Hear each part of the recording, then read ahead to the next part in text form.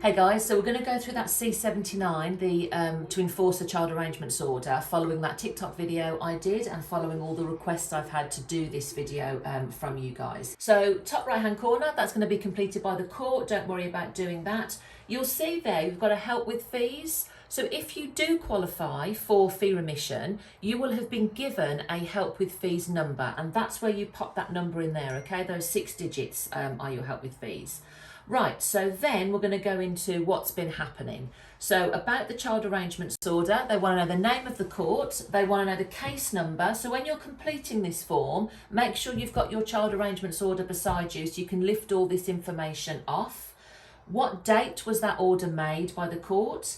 Who was the applicant? It may have been you, it may have been the other person, so put that number in there, put that name in there, and then the name of the children or the child, so you'll put all that in there. They also want you to attach a copy of the order, so if you're uploading this, make sure that you can scan and upload your original order that you're asking the court to enforce. Then it asks you, what do you want to do? Like, what order are you applying for? Is it an enforcement order because somebody isn't sticking to that existing child arrangements order? Is it to revoke an existing enforcement order? To amend an existing order? To make an order for compensation or financial loss? That will be generally that's in respect of travelling to collect the child. Perhaps the child wasn't made available and you've had to travel back. You've incurred train fares, perhaps petrol, etc. So that's where you tick that, okay? If there's been a breach of an existing contact order. So decide which one you are asking the court for help with and tick that. If you're not sure, then perhaps just tick the first one, an enforcement order, and then when you get to court you can always explain to the court what it is you're looking for, and that they will assist. Then we move on to just the admin details then. So page 2, about you, the person that's applying for the order, your name, your date of birth, your address, telephone number, email address. Do you have a solicitor acting for you? If you don't, tick no. If you do, yes, then you've got to give their details. Then if we've got a second applicant, generally we don't have a second applicant, but if you did, you'd put in their details there. The court then want to know the details of the child or the children. So again, just some admin information, first name, date of birth, what's your relationship to the child? Are you the mother, the father, etc.? We've got a couple of boxes there if you've got more than one child. So I think it goes up to 4 children, yes it does. Then we move on to page 5. That's where you'd put the respondent's details. So you're going to put in their name, date of birth, address, email address, and what their relationship is to the child. Do they have a solicitor acting for them? If they do, then you'd put their details in. If you don't know, just tick don't know. Is there a second respondent? Again, most of these applications there aren't. There are just 2 parties. But if that applies in your case, you would fill that out there. If the respondent has a solicitor, the court want to know their details, so you'd fill those out there.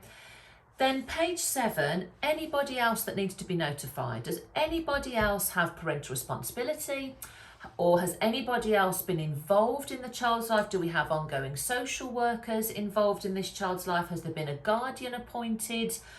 So that's where in previous proceedings, if there's been a guardian in previous proceedings, the court may well want to know about that. And perhaps a guardian will be appointed again. So it might be worth just putting details in there from any activity in a previous application.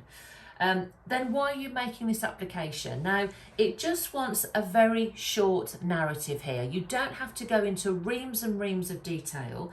It's asking you how the child arrangements order has been broken, when this happened, and how long since you have had contact with the children. They're just prompts. They may not apply to you. You may still be seeing the child, but there might be another reason that the contact order's been broken. So they are just prompts. Just give a small narrative in there. The court aren't asking for, as I say, for reams of information.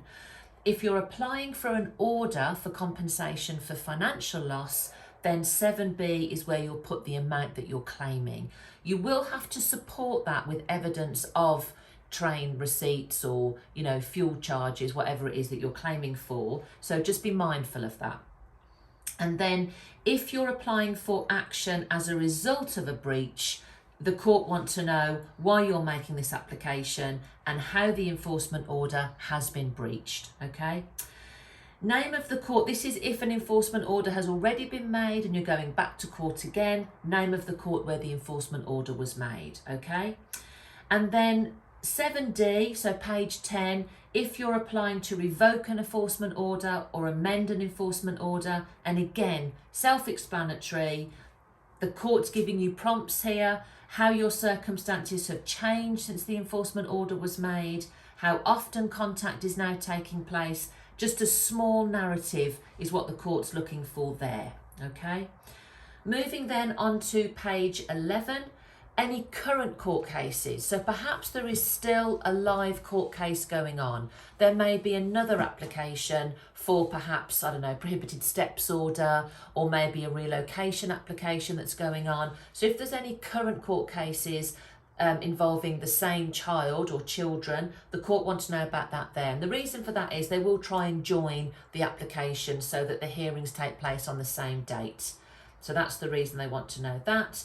And then you're just signing it, page 12, your statement of truth, you're going to sign, you're going to print your name, you're going to date it, and you're going to upload and send that to the court.